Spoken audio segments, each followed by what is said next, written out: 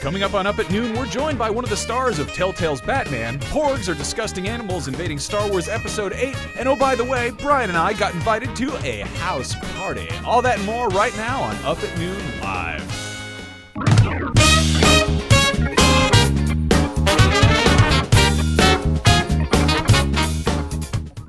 Hey, what's up? Hey, it's Up at Noon. Welcome to Up at Noon. We're back. We're doing it again. It's happening. You cannot stop us. We don't really have like a defined intro. We just kind of we're not good at it. In with just it's like kind of and... it's like we're always late to a wedding or something. Yeah, or it's bad. Yeah. And we don't know anyone getting married there. Yeah. Why are you getting married? Happy wedding! Congratulations. We didn't bring a gift. Anyway, we just stumble in. So. Welcome to Up at Noon. I'm Max Scoville. This is Brian Altano, and this is a show where we.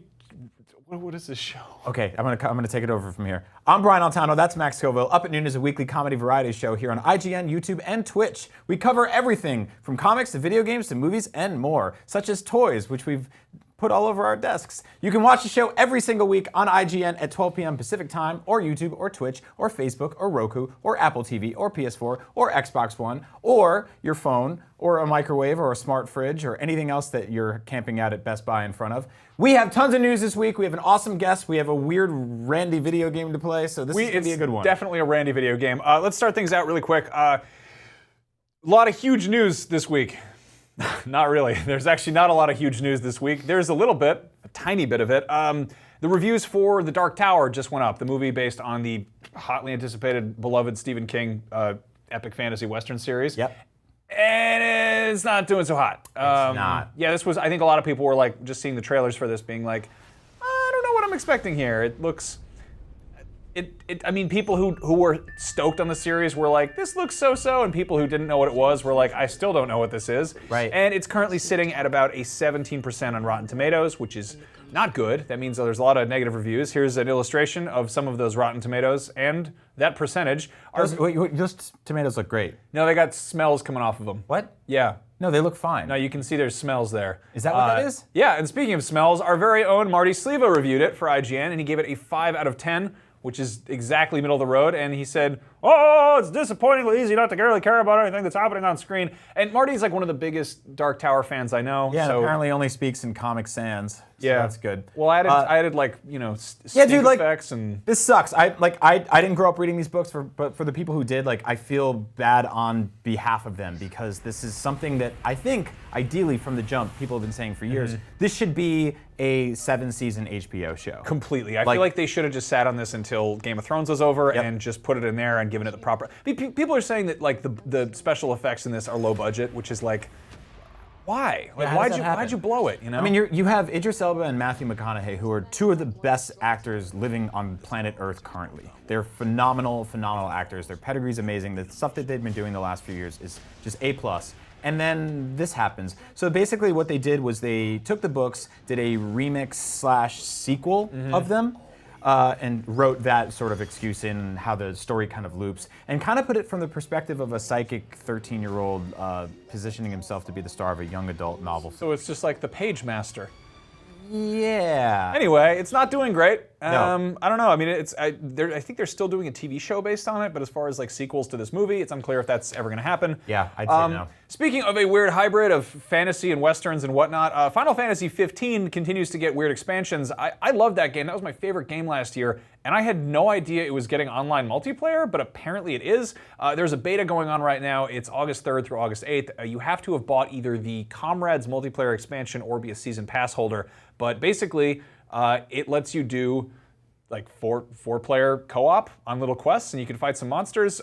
It's got character creation, which looks super awesome. I stole these images from Jason Schreier over at Kotaku. I can't even say it. Kotaku. No, you did it right. Kotaku.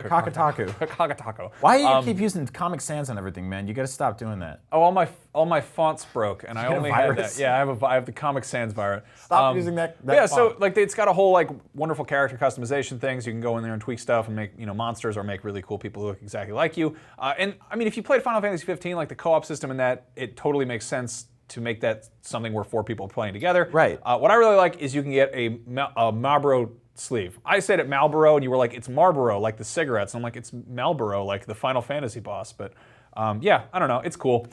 In other weird monster news, It is a movie that is coming out soon. Stephen King's It. It looks considerably more interesting than... It was weird to do that sentence. Yeah, it's not. It's a nightmare for headlines. It is. Yeah, It is coming soon. What is it? Somebody at Comic-Con was like, "So how's It?" Because I did an interview with those guys, and I was like, "Things are going pretty well. I've been doing a lot of show floor stuff." And they're like, "No, the movie It." I'm like, "Oh, I get it." Yeah, we got a new trailer. It's terrifying. I am super excited for this. You and I both sort of independently interviewed a bunch of the kids who are starring in this movie, and they are delightful and also like big fans of horror, which is a weird thing. It's weird to interview somebody who's 16 and be like, "What kind of movies did you grow up with?" Yeah, you know. But they definitely understand that there is a huge pedigree here. There is a love for the original book and movie, and I think they're doing it justice. What I like is they're leading into the fact that this is Stand By Me with a monster. This isn't just like, oh, it's a horror movie, here's the monster. It's like, no, this is the monster's scary because you learn to understand the characters. That's why that book is 13,000 pages long or whatever. Is it really? Yeah, it's a cube. It's like a large tome. That could be a much shorter book, but Stephen King decided to devote probably 200 pages to like bicycle descriptions and stuff. But yeah, a weird piece of trivia popped up. They were talking to Andy Machete, or one of the producers, the director, whatever, and apparently Bill Skarsgård, who's playing Pennywise the clown, almost wasn't Bill Skarsgård. It was almost Tilda Swinton for a second. Really? Tilda Swinton, I don't know how you describe Tilda Swinton other than Tilda Swinton, almost played It, which makes total sense. What's really stupid is I saw some headlines that were like, they almost cast a female Pennywise. I'm like, no, they almost cast Tilda Swinton as It, the most gender-neutral titled monster possible. Yeah. Like, I mean, I don't know why that totally works too. Like, it's a shapeshifter. A clown inherently has like womanly hair and makeup. Yeah, I mean Tilda Swinton's like a dress, so. just a scary shapeshifter as it is. So, but don't worry, because Tilda Swinton is also, she's playing all the balloons in this movie. Yes, so you'll be Tilda able to Swinton see her has act. in several different fields of grass in the background. That's true. Her hair was playing the grass. Her amorphous beauty will be applied to everything. That's terrifying. Don't put that. Put that away. Get that out of here. Alexio, stop it. We have a very, very awesome guest today that I'm very excited about. Can we stop looking at that picture of Tilda Swinton next to the clown? It's like legit really horrifying me. Yeah, you can do that. I didn't control that. They do that back there in the studio. So Telltale, one of the coolest video game companies on earth. They've been consistently making really awesome stuff for years now. I'm a huge fan of the games that they make. They are coming out with Batman: The Enemy Within, which is basically season 2 of their Telltale's take on Batman that you might have played a couple months ago or last year. And there's a Joker in town, and he's a new Joker, and we're gonna get to meet him today. Funny, interesting Joker. We got a trailer real quick for this for the new season that just dropped today, and then we've got Anthony Ingruber, who plays John Doe, coming on. We're gonna talk to him in just a second. So let's take a look.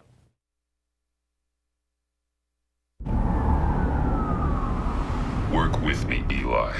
You still don't get it? There's nothing you can do, Batman. Please, please, anything you want. Give him up, and I'll make that danger go away. No, I can't. You've seen his machines. You're completely insane. No? I am death.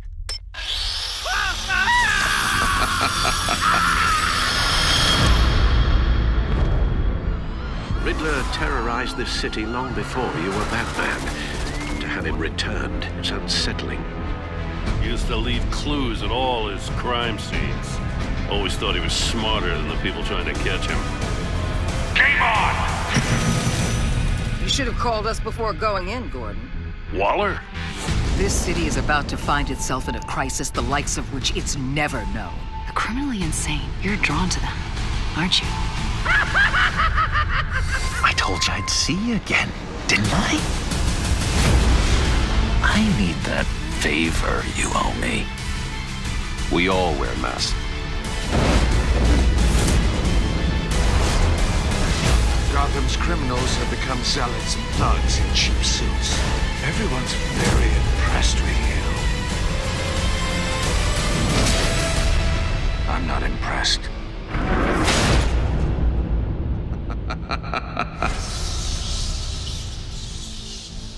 I want to commemorate the moment. Smile.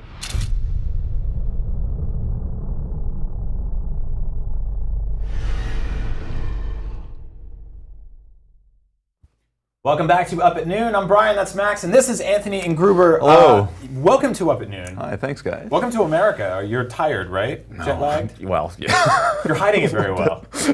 No, it's okay. I might collapse after this, but so far it's all good. Excellent. So you are the Joker in Telltale's new Batman, or new take on Batman. That's right. Playing alongside Troy Baker, who previously played the Joker. This is a very tangled family tree, but I love it. Is that awkward? Like, is that weird? Oh, it's incredibly intimidating, just because Troy Baker's. I consider him, the Leonardo DiCaprio of voice acting. And Yep. He was one of the primary inspirations for me to play, to become a voice actor. And knowing that he was playing Batman and he'd already played Joker so great in Arkham Origins, that was, it added an extra layer of anxiety to playing the Joker. But it's been amazing to share screen time with him. So the Joker, obviously, far and away Batman's most infamous villain. People love him despite the fact that, like, at his best, he's this sort of comical, slightly dangerous clown. At his worst, he's an absolute psychopath, right? And we've seen many takes on that character throughout the years. How did you kind of carve yours in the midst of, so many high-profile people have taken this on. Everyone from Jack Nicholson to Mark Hamill. Where do you find your Joker in this? Yeah, well, that was the tricky thing, is that I found out months after we wrapped season 1 how I actually got the job, and Telltale had seen a video I'd put on YouTube when I was a teenager doing impressions of Jack Nicholson, Mark Hamill, and Heath Ledger. So I do the. So gentlemen, that's how it is. Until Grissom surfaces, I'm the new acting president. And then I did, oh, you look nervous. Is it the scars? Oh my God. Do I know how I got him? I usually grab the person, but I'm not going to do that right now. Right, you can grab him. Yeah. You still grab him. And then of course, what? Meatloaf again? Oh, I had it for lunch. Isn't Hazel here a cutie? True, she's a real hoe buddy, but you can't help who you fall in love with. God, that's so awesome. I did like this whole thing of my childhood. So that was there. And Telltale saw that, and they said, well, if he can do those guys, what could he come up with for himself? Because I'm a huge Batman fan, just a big nerd in general. Right. And so it was really, I had a whole plethora of things to take, but I approached it more that if this was a live action Joker, and not to do an impression, like try not to lean in one way or the other, but still try to honor those things that inspired me to become the Joker. So try to create a voice that is reminiscent of all three. And then the curveball that they threw at me was that I wouldn't be playing the Joker, I'd be playing John Doe. Right. And I didn't know that until I walked into the studio. Oh, wow, okay. So I rehearsed this thing, firstly as Mark Hamill, because I thought that's the voice they wanted, because I didn't know which one they leaned on. Because I auditioned with 4 takes. I did Jack, Mark, Heath, and my creation. And then I walked in the studio thinking, okay, it's going to be Mark Hamill. So, but then they were like, no, we liked what you did before, but we want you to dial everything back. Like the laugh, everything, because he's going to be medicated and he's pretending to be sane, like he's tricking everybody. So I figured that when he's talking to the doctor, Dr. Leland, he's doing an impression of what he thinks a charming person sounds like. So I'm like, okay, Dean Martin. So I thought, I was like, oh, hey Doc, how are you? So there's like a little bit of that in there, and then the only time he's talking to Bruce and stuff, you see that mask slip. So it was really cool, but also very challenging to try to incorporate all those different things into. Right. That sounds a lot like the Frank Miller Dark Knight Returns Joker. Yeah, and that's actually my favorite comic book of the Joker. But this one, I'm not sure if he's genuinely cured or not, because it seems like season 2, you'll see him come to Bruce, and he really opens up. And I think for the first time ever, Bruce is the one person that he trusts to share himself with a little bit. And you see a very vulnerable Joker, and which was very very interesting to see, because as you say, he's usually the psychopath or the jester, and Telltale is really putting a spin on everything. And I was going to say, in the way Telltale crafts their stories is that, you know, one of my favorite things about playing their games is that like we have these office cooler conversations about where certain characters ended up and how some characters sort of are consistently angry or disappointed with you while others aren't. And in this game, you're going to sort of shape your Joker, which means that you had to kind of, I assume, like play varying degrees and diagonals of what this one character could be. Yeah, I mean, like, perfect example is for the trailer, I recorded just 4 lines, and I thought I'd be in there, you know, done. It took 2 hours, you know, because they wanted me to read every line either neutral, like almost the way I'm speaking to you now, and then just a monster, you know, and then they would sort of say, like, juggle it around and play with it. So. And this is my first voice acting job. If you look at me up on IMDb, it's like the Age of Adeline and then Joker. That's interesting. So it's very intimidating to play a character this. I'm not playing, you know, security guard number 1. You know, Bob the Goon. Well, yeah, that would be great. But I actually do play a thug in episode 1. I was like, can I do this voice? So I threw that in there. Yeah. But sorry. When you're like acting this, when you're in the studio, obviously there are so many branching paths. Do you have an idea of where things are going or the context or anything?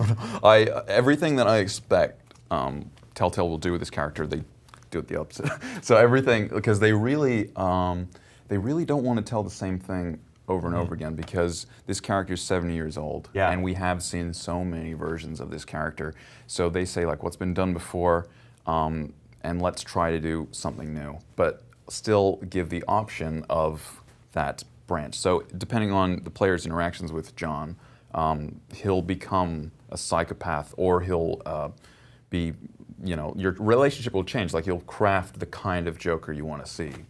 Which I think is really interesting. Yeah, I was going to say, I really love reading up on just the relationship that Telltale had with DC on this, where DC was kind of just like, make your story. Yeah. Like, go out there, go nuts, like, do different stuff, try new things. And we're in this, you know, we're in the, what, 3rd or 4th or 5th current iteration of a reboot of Batman the movie, heading into whatever Ben Affleck's going to do. There's, like, comics going on at the same time. His back's been broken. He's come back to life. All these other things have happened. We've had different people take on the cowl, and then Telltale comes in and they're like, we have this version. So I think it's really cool that with all of that, you can be like, I bring in shades of Jokers, but then there's also there is the thing, and also coming as an impressionist, that is really the siren song of, you know, should I just, you know, but I try actively not to do that, although I sometimes have to catch myself, like I'll be like, hello Bruce, oh shit, you know, and so I have to be like, oh, what was the voice that I came up with, like that's the So we actually have a clip of, this is from the game. It's obviously, you know, contextually we're not going to spoil anything. We don't even know if you'll actually find this yourself when playing. This maybe is spoilers depending on how you... I'll just have to set this up actually.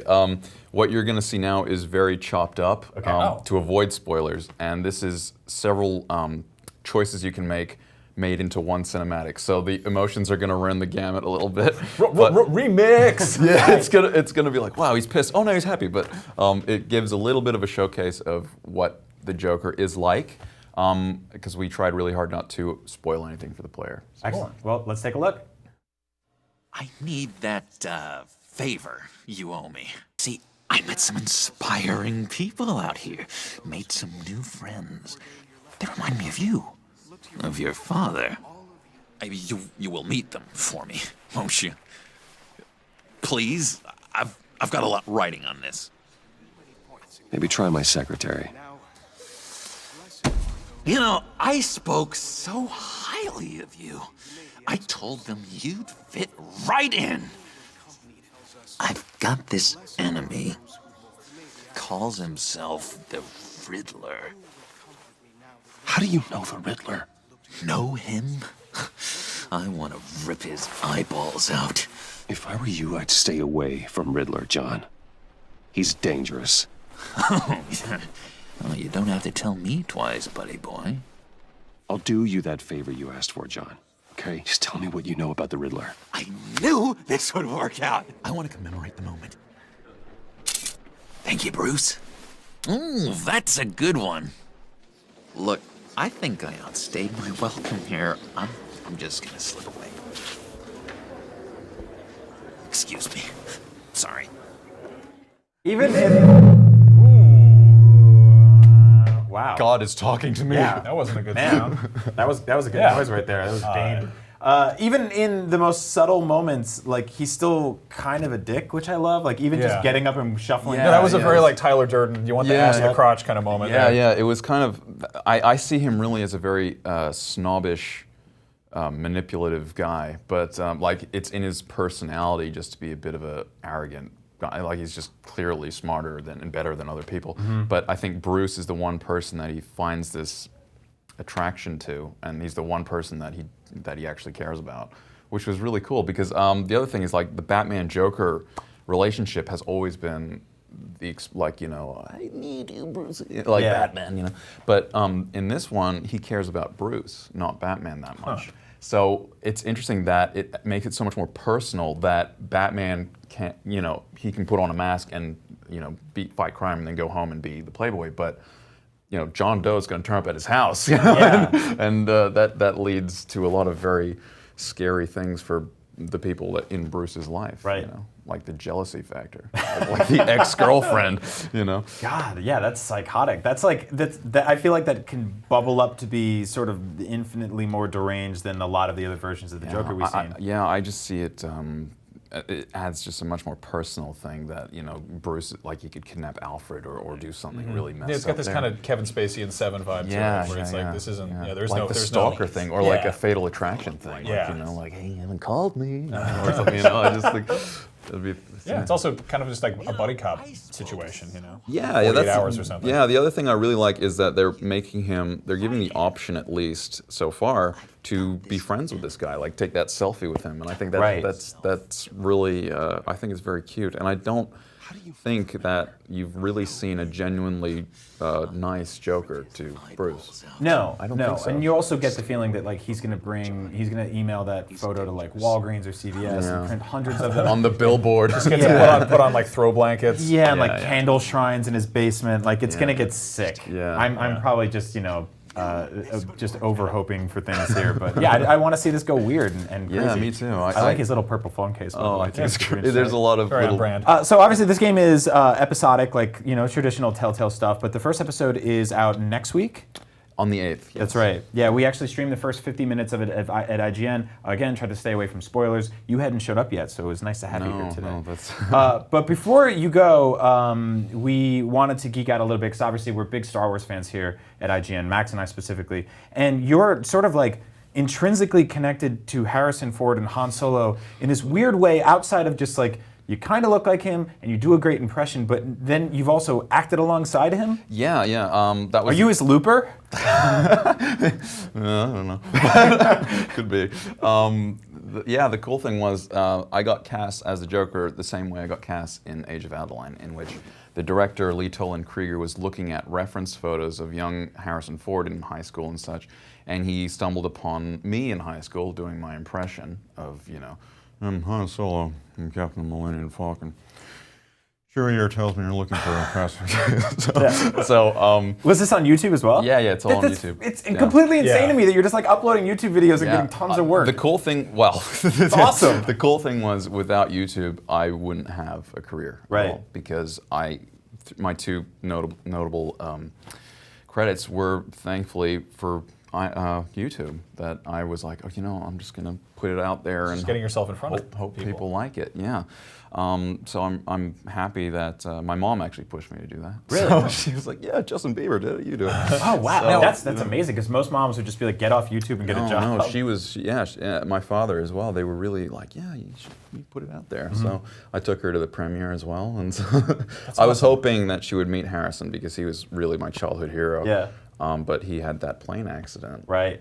Like a month before, so that sucks. It was a shame. But I did get to meet him though, and it was amazing. Nice. Yeah, that picture of you, and it was great. So going through your IMDb page, there's something that jumped out at me specifically. Don't do this. No, I'm doing it. I'm going to do it right now. You got to shut up and be quiet, all right? You were an Avatar?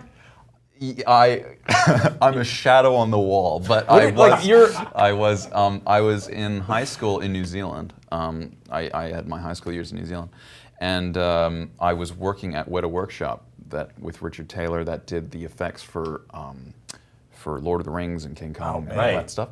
And that was when I was like, I have to be an actor. I have to be a part of this thing. And I was doing, I was just like a kid.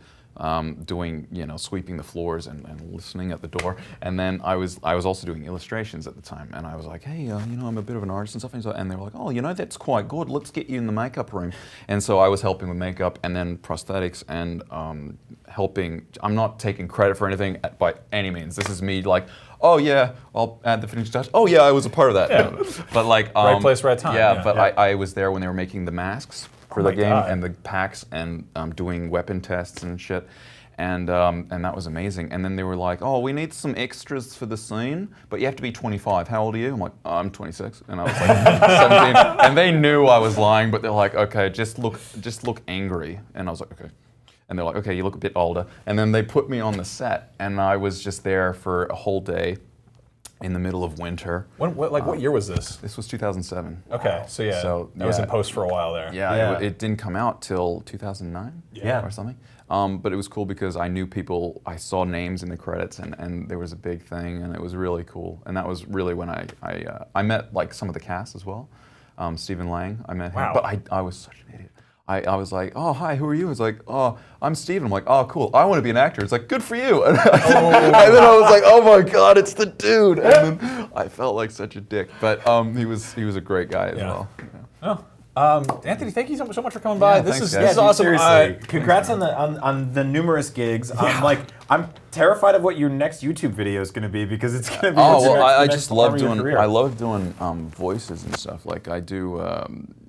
Well, you were talking about Dark Tower, and I was like doing a Matthew McConaughey video. I did Interstellar, and I was just talking like this. And, what's your YouTube channel? It's just Anthony Ingruber. It's very easy to find me on any platform. It's Anthony Ingruber on Instagram, Twitter, Facebook, everything. It's not original in the slightest, but it's convenient. Yeah, so that's awesome. So Batman, or Telltale's Batman, The Enemy Within. Season 2. This is a long title with a bunch of colons in it, but you can go check that out. It's out next week. Like I said, we streamed the first episode on IGN. Anthony, thank you so much for coming through. Thank you, guys. This is a blast. And that's coming to PS4, Xbox One, and PC. Yep. Anything else? Eventually, probably a million. Probably everything else. Yeah. Telltale. Just, they end up keep everywhere. Busy. Cool. Thanks so much for joining us, guys. This was a real hoot, a real party. Speaking of parties, we played an interesting game called House Party. It's very weird. Let's take a look at that.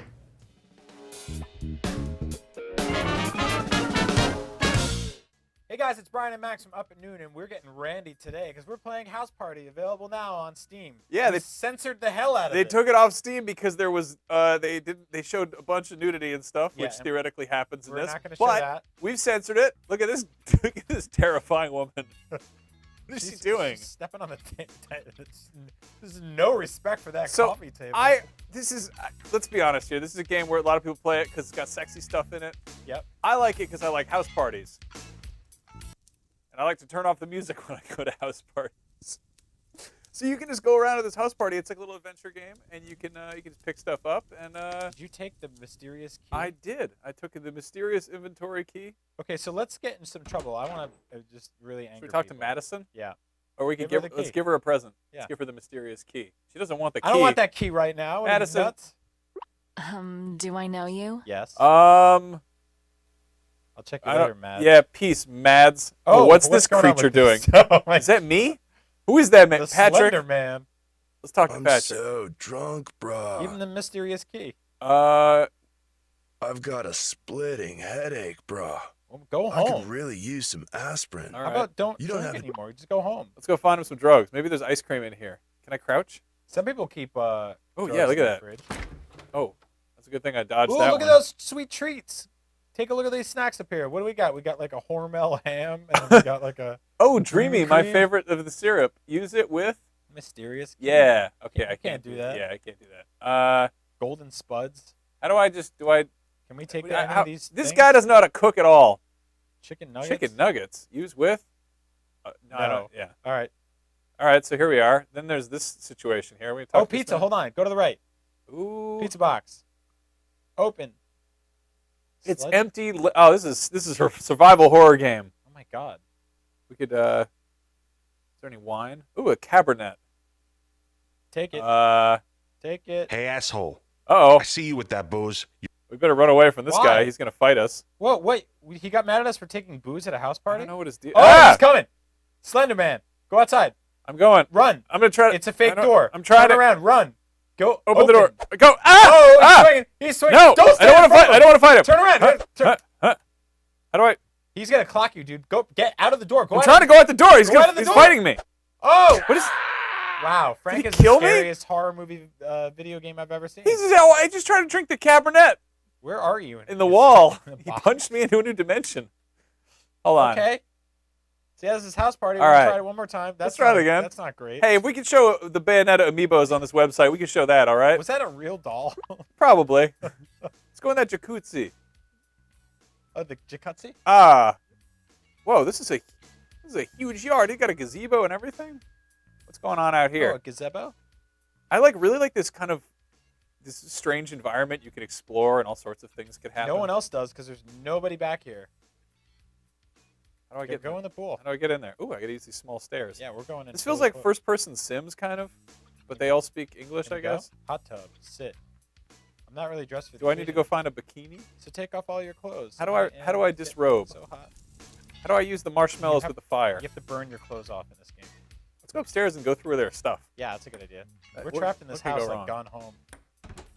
Oh, hey. You leave us Oh, alone. God, would you throw up on this bed like a sick dude? Ooh. What? Hey, look, check me out. Okay, I don't like that angle at all. How do I stop laying down? How do we get out of the bed? Do I have to jump? Oh, Yeah, okay. apparently I have to Obviously. get very up there. Stand on the bed like this. All right. What's in the bedroom closet? Ooh, open the doors. Full of secrets. What is that? Hamburgers? Bandages? Hamburgers? Bandages? Something? Ooh, I can put on some of these dresses and go in the Can pool. we? Oh, we can open the safe. It appears to be Mysterious locked. key. We have to go get it again. Ah, crap. Let's go find the mysterious key, and then we can. No, go over there. Go over there. I want to see what's going on. This is a weird house. Who lives here?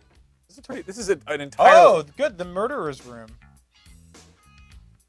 This is a very, very normal house. And Yeah, that's why it's totally. so scary. That's why I love that. This chair. is where I like to get sexual. Is in the rocking chair room that old terrifying grandmother uses to spy on the gazebo teens. Sometimes I go in there to read my old haunted tome. How many doors does this hallway need? Oh my god. Oh wait, hold up.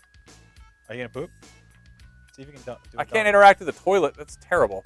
Okay. Can I steal these shampoos? I don't know. Anything? Anything? No? Nothing in this? No. No.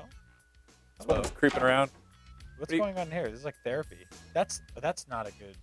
Oh, she just Ashley put- seems angry. I wonder if there's more ironing boards in here. I can't open that one. That's not fair. What children live in this house with these bunk beds? Can we It's go to the top that's like bunk? a college bunk. It's like an office bunk. Oh man, what's wrong? Inspect. Hi, I'm Ashley. What? I'm Madison's sister. Nice to Damn, meet you. I wish I was cross-eyed so I could see you twice. That's a good line. I wish I had What somebody an else's awful foot thing to stick up your say. ass because I'm afraid of what I'd find up there. Well, okay. We'll never be friends. Maybe I'll impress her by playing Wonderwall. Ah. They probably have to patch that in. All right. Guitars, the wall instrument. This is there's definitely a lot of girls at this party, but there's nothing in the closets. Well, I think this is a fake party. I think these are feds, and we need to get out of here. There are two men at this party, but one of them is sick and one of them will punch you. One always lies, and one always tells the truth. And one needs to vomit, and the other one is violent. And this woman hates that coffee table. They're playing the hit Where's song that- where's Dance that Floor. secret key? There we go. Yeah. All right, Let's go. Try to open the safe. Let's go open the I safe. want to see what's in the safe. The heist is on. We're on the. Oh, is there a basement? Anybody in the bathroom? Oh, is this more liquid shampoo? All right, we're going. Go to. Hey, excuse me. Leave us alone. We're trying to hack this trying safe. to do secrets. We're trying to hack into the safe. Yeah, we know. Yeah, no kidding. It's a safe. All right. Well, we didn't learn the secret compartment. Hold on. Go back and use the key. Can you use the key? There's no use with option. Really? Yeah. See? Okay, that sucks. Yeah. Sorry. Well, we tried. Yep, we sure did. Guess we'll never know the secrets of the what? Who's that? Oh my God! It's like the ring. Give her the mysterious key. She doesn't want it. What does she want? What does she want? Does anybody want anything? So apparently you have to trick people into taking the things, or I don't even know what you do in this game. What's this door? Oh, this is where the magic happens. Maybe. This is where I will be. That's where I'm gonna hide when things get really bad. Everything is empty in this game. Yeah, so, I mean, I guess the idea is you're supposed to try Can we to... leave? Go out the front door. Get out of town. Nope, we're We're trapped. trapped here forever. Is this game about hell? I think Where so. if you try to drink, they beat you up and the women are all mean to you? Did you need something? Why would you try to take a woman? Like your Oh, glasses. so if I weren't wearing glasses, I'd just Ah. be some dumb bitch? You're not doing yourself any favors, dude. I have other shit to do if you don't. Well, The real dolls in this game are really mean. what's in the... Oh, I see why everyone's crabby. There's no food. There's nothing but an old kettle. Ah. I can't... What? Do I just... we wanted to boil the key.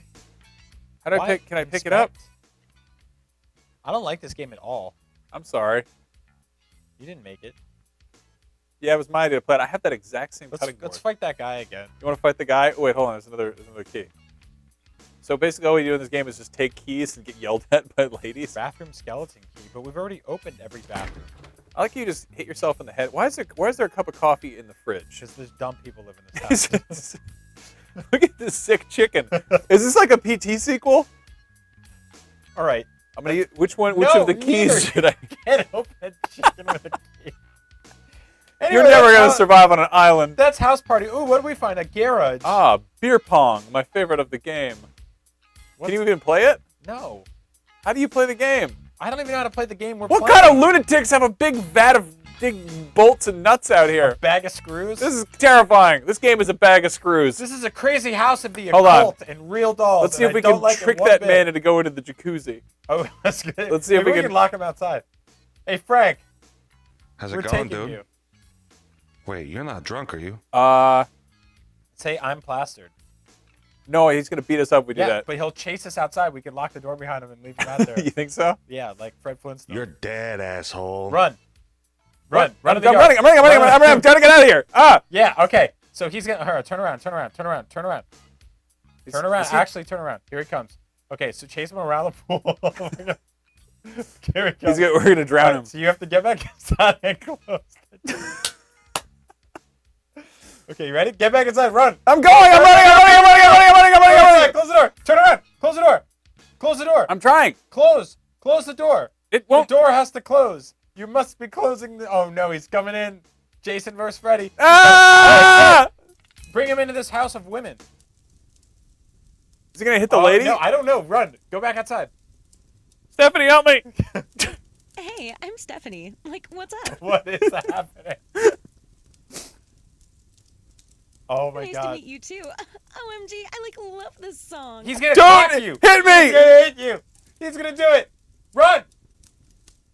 Oh, he's taking swings. Oh, he's stepping on that coffee table, too. Everyone hates that coffee table. Do I know you?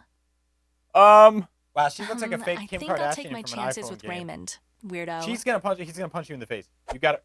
Oh. That's like the most terrifying punch. Cold shower. Well, that's house party. It sucks. It's terrifying. It sucks to go to a party by yourself and then steal the keys and then try to go to the bathroom and get punched by Frank. Everyone hates that coffee table. What a real mess we made of that home. Don't play this game or check it out. Look at this replicant. Thanks for watching.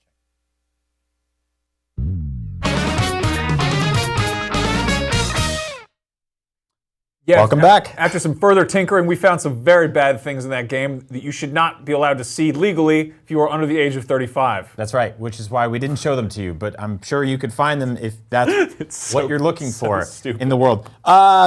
We talk about toys a lot here on IGN, and especially on Up at Noon. I don't know if we've showed you our desk in a while. It's just literally covered with toys. This is like 1/100th of them when we drag them out to the set. But we got some really cool new figurines this week that I didn't know about until just a few days ago, and now I'm kind of in love with. So these are awesome little green men.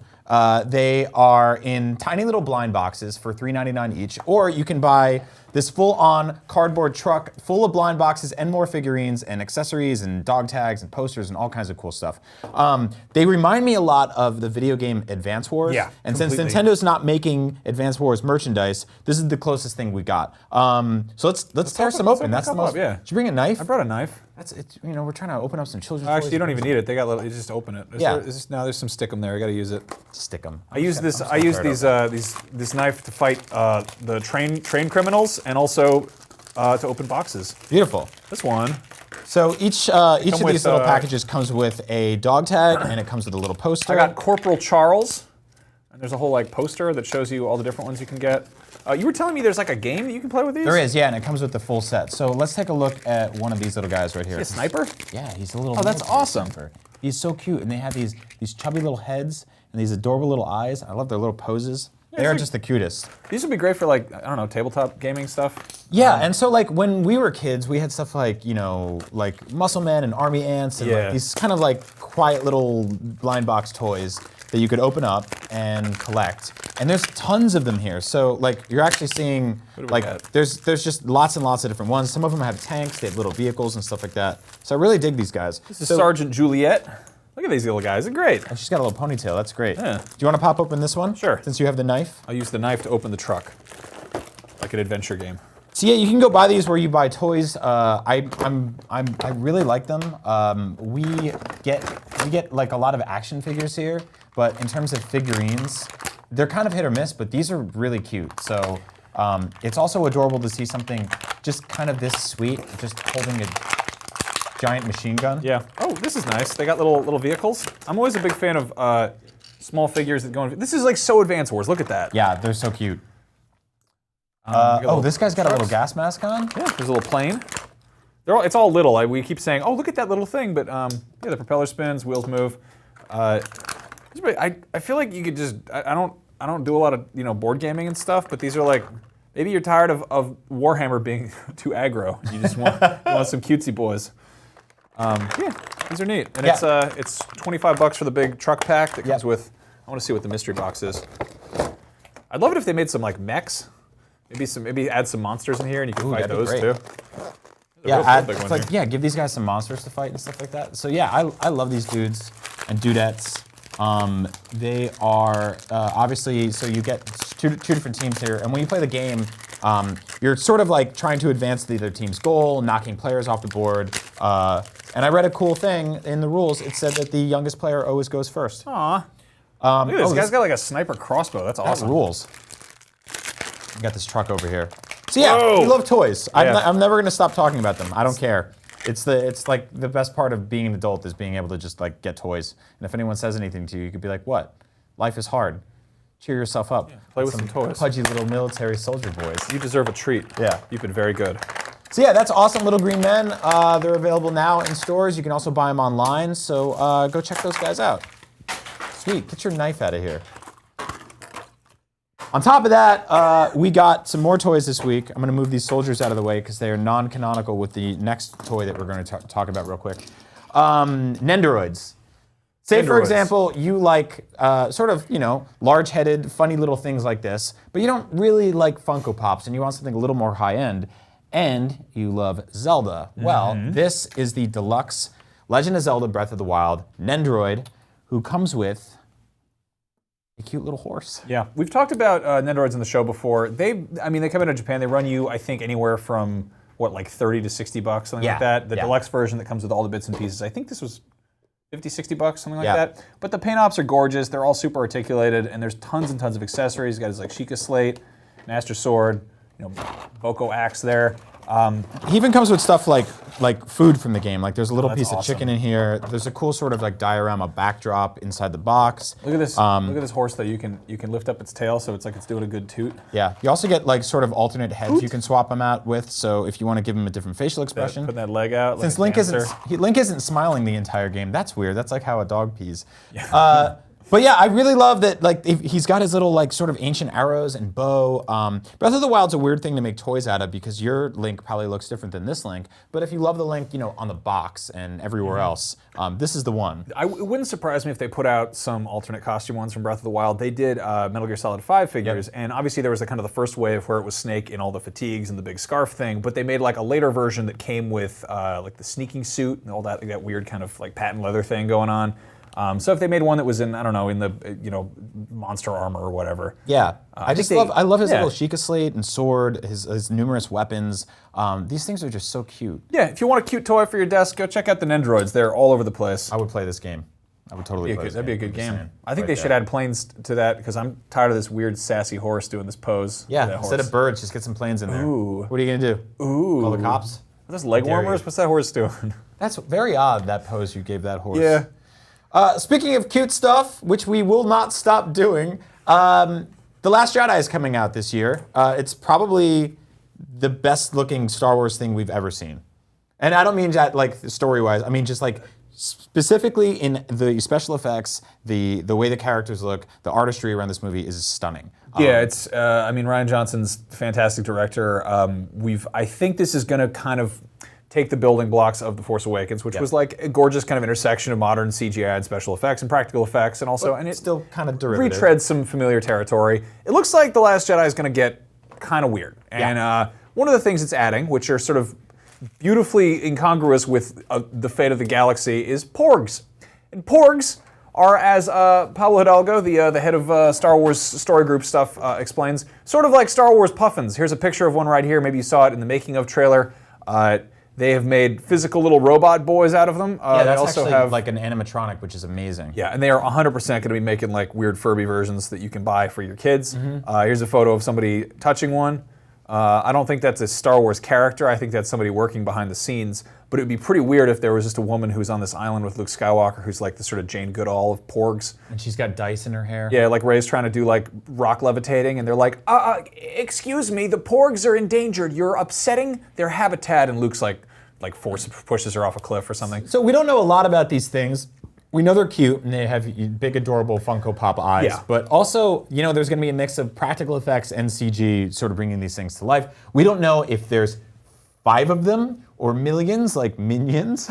Yeah. We don't know if they... Here's some concept art. We don't They know. have feet you can see in the drawing. We don't know if they fly. We don't know if they fly. I think he confirmed that they do fly. Really? I think so. There's We an do know that they There fly. is an entire interview up on StarWars.com about the Porgs, and all you could they've got little fangs. You notice little vestigial fangs.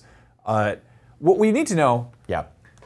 Is Luke Skywalker eating these things? I think he's Get gonna him eat out one. of here. I think he's going to eat one. Yeah. So my 2 questions are do they poop? Yes. And do they get eaten?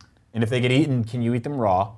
Or do you have to cook them? Because if you get they're kind of chickenly. You can eat anything raw. It just might make you get sick and die. Then you can't eat anything raw. That's a bad If you're advice. starving on an island, you could probably eat. You can't just go on the internet and say you can eat anything raw. You can eat anything raw. Disclaimer: it might kill you.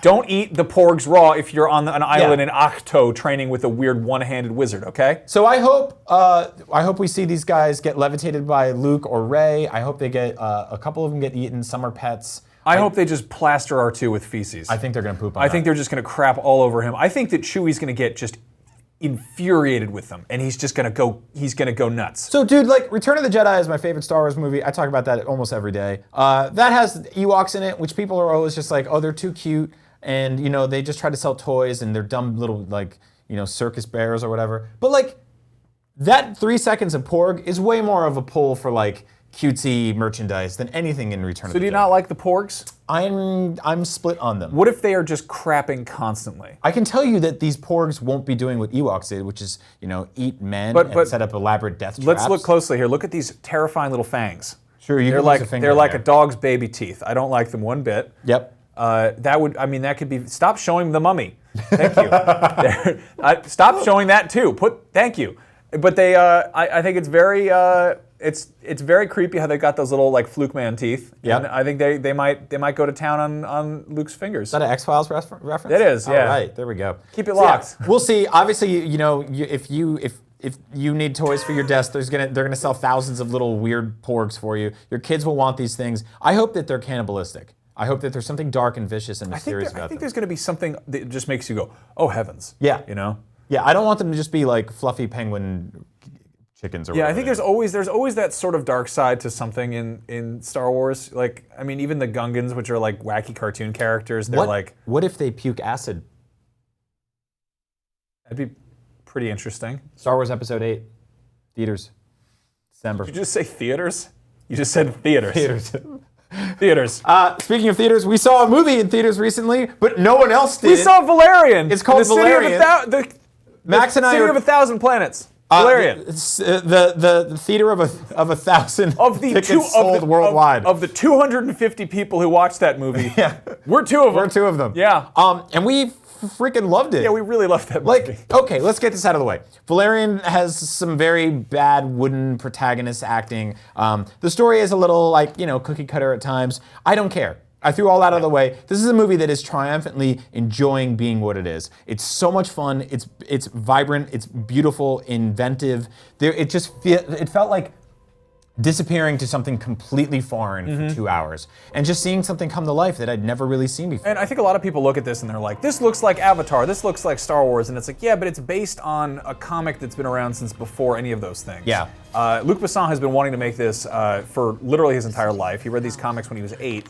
And he actually worked with the guys who wrote them, and he worked on them with The Fifth Element, and they were like, why don't you just make a Valerian movie? And The Fifth Element has some very clear Valerian influences in it. But he, at the time, was like, it's not possible. Like, there's stuff that has to, special effects-wise, you can't do it justice. And, I mean, depending who you ask, he still hasn't done it justice, but I don't know, I'm of the mentality that, if you go to see a movie, and you walk out of there being like, what the hell was that? And somebody's like, oh, you need to know the source material. That's not a good movie because it didn't really achieve what it was attempting to do. Right. And if you see a movie that is just entirely like, hey, don't you like the explosion and when the car does the jump? And you walk out of there and you're like, what a grand time. It's not really a good movie either. It can be a good experience. But in this case, this is Luc Besson, kind of doing somewhere in between. Obviously, you're going to have more of a connection to it if you've read the source material, but it's kind of just this wacky adventure. If you watch it like a cartoon, if you watch it and you're like, this is a cartoon that has human beings in it, you're going to walk away being considerably more impressed. Which is kind of what I did. I haven't read the comic books, and I didn't care to going in, but I am a big fan of Star Wars. I am a big fan of The Fifth Element. I love the stuff Luc Besson does, and I wanted to sort of disappear in a theater for 2 hours and watch something visually incredible, and I got that. We're getting new Star Wars movies, but they are decidedly not weird. Yeah. They're not Star Wars weird. We get tidbits of weird aliens here and there, but in terms of what the hell am I looking at, that even we got with some of the prequels, we're not really getting that with the new ones. They're focusing more on hey, here's what's Luke Skywalker up to? Here are familiar characters. Where did the Death Star plans go? What was Han Solo like as a kid? Right. It's focusing more on kind of the human relatable elements, which I get, but the fact that Luc Besson was like, hey, here's gonna be a scene where there's gonna be a man who wants to eat a woman, but first he's gonna poo-poo a bunch of dishes that are coming his way, and also this man is a terrifying alien caveman. That's a scene, there's a whole scene where they go to this weird virtual reality interdimensional tourist trap, and then there's a chase scene with this giant funny six-legged dog, this giant terrifying Lilo and Stitch of a creature. Yeah, this nightmare bulldog. And it's all this stuff. There's stuff in here that's vaguely uncomfortable. Rihanna plays a jellyfish shape-shifting stripper. Burlesque dancer. Burlesque dancer, because it's PG-13. But yeah, there's stuff. I remember watching The Fifth Element, and there's stuff in there that's kind of it's a little bit too kind of silly and sexy at the same time. And I'm like, I need science fiction to be a little more grounded. And I'm like, yeah, but Chris Tucker's got a funny hat with his hair, and he's doing stuff with stewardesses. So look.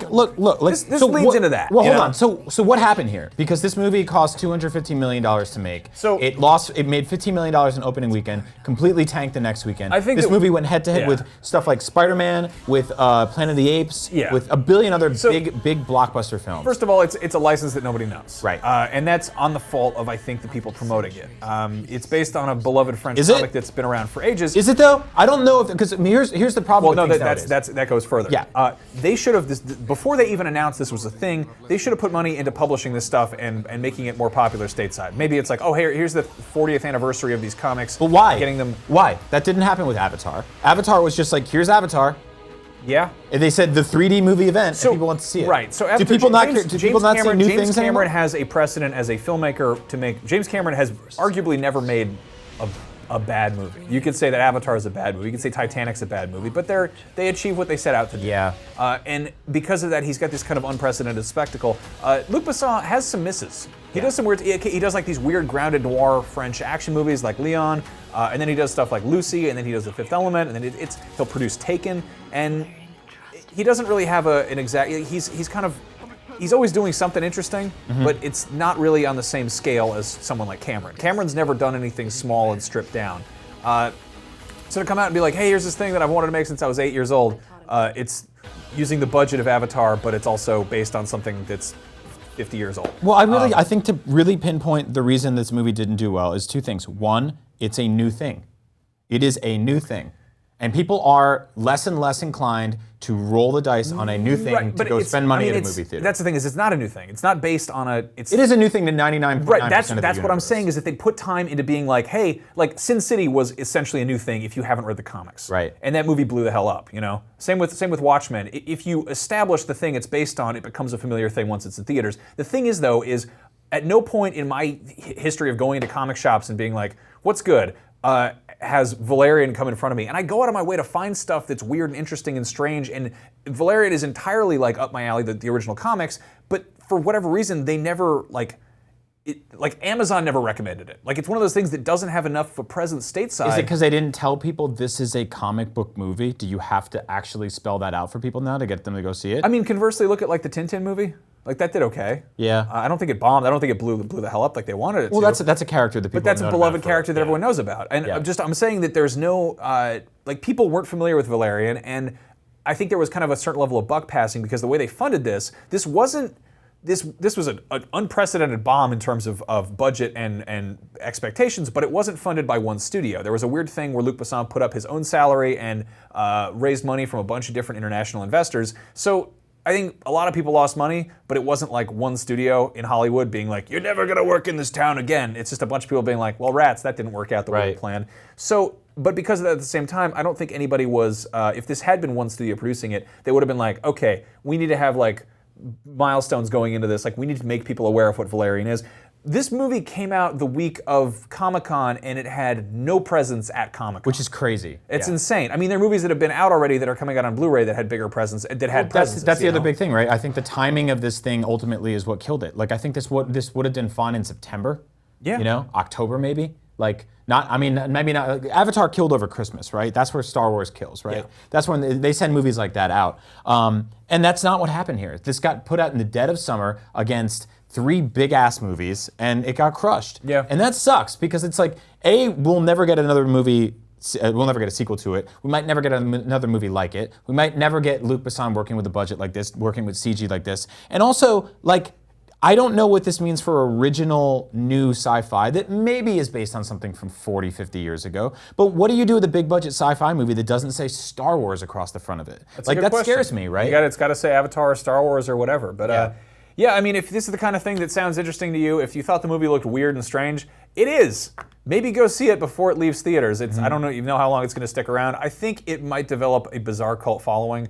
People were like, hey, is this like John Carter? Like, not really. John Carter was beautiful but sort of boring. Is this like Jupiter's Legacy? It's like, no, Jupiter's Legacy, or Jupiter's Ascending. Yeah. Jupiter's Ascending. Jupiter's Legacy is another thing. Jupiter's Ascending was very weird, but in like kind of a sci-fi original sort of way. And considerably less impressive than most of the stuff the Wachowskis usually do. So people like that, some people like John Carter. This is just, if you like The Fifth Element, go see this movie and just don't expect it to be story-wise incredible. Yeah, seriously. It's also like one of the last movies I've seen with 3D glasses on where I was like, oh, you made a movie for 3D glasses instead of just putting 3D glasses on top of me when I walk into a movie. Yeah. So, on the subject of 3D, here's an interesting thing. 3D movie theaters are starting to kind of disappear. Yeah, they're kind of going away. We're seeing less and less 3D movies. We're seeing IMAX is actually reducing the amount of 3D theaters that they have, sort of entire chains. Movie theaters are moving away from this. And I think we knew this would happen. Like, I think it did for a while feel like a gimmick. But I think my question to you is, like, what does this mean for Avatar 2, which banks so heavily on that, like, 3D movie event thing? I think the scale of it translates either way. I think that was kind of striking while the iron's hot in terms of 3D being present. I think James Cameron is way too smart and way too interested in emergent technology to entirely be like, this is going to be another 3D hit. IMAX, which has always been involved with 3D even before that was a trend, are the guys who are like, we're kind of getting rid of that because people like Christopher Nolan are pushing 70mm with Dunkirk, stuff like that. They're also tiptoeing into VR stuff, having VR experiences that are tied into movies. It would not surprise me one bit whatsoever if we saw a lot of bizarre associated stuff with VR and Avatar when that Avatar 2 comes out. We heard that rumor a couple years back about this sort of like James Cameron moving towards glasses-free 3D, which we've seen on the 3DS. If you've ever experienced one of those, I hope you have. And I think that's maybe something he could try. So it'd be weird to see 3D theaters die down and James Cameron suddenly be like, hey, you know what? We got one more thing. It's a brand new 3D theater, so gut all the old ones and here's a new thing.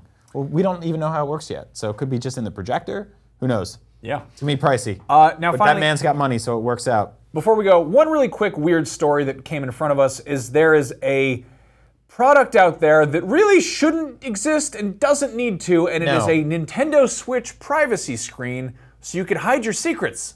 On your Switch. Here's what it looks like. It's a screen protector that clips, it's way bigger than it needs to be. I've got a screen protector that's just a sticker that goes on there. But this clips on there, it's like one of those businessman laptop covers, so you can't look over your guy in the airplane shoulder and leak the next Tomb Raider game. These, I don't know why, like maybe if you're putting in your credit card, maybe, but why? What do you do? What are you looking at on your Switch? There's no browser. You don't have porn on there yet. No.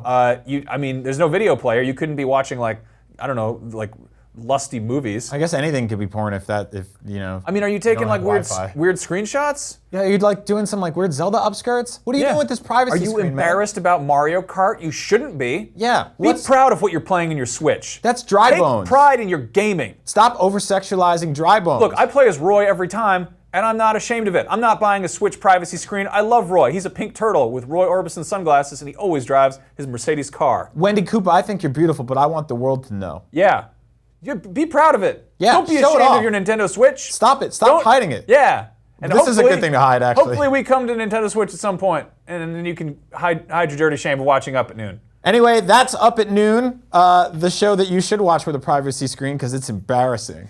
I'm Brian, that's Max. We had a great time today opening up toys and talking to Joker/Han Solo Anthony Ingruber and playing a randy video game. Yeah, getting punched at a house party. Yeah, support weird Steam games, support your local comic shop, go see Valerian if you want to see some strange things on the big screen, and go check out Telltale Batman, which is coming out next week. And we'll be back next week. Are we doing a show? Next week. Normal time, same place, Thursday, noon Pacific time on all of the IGN platforms. We love you. Good night. Goodbye. 1 in the afternoon.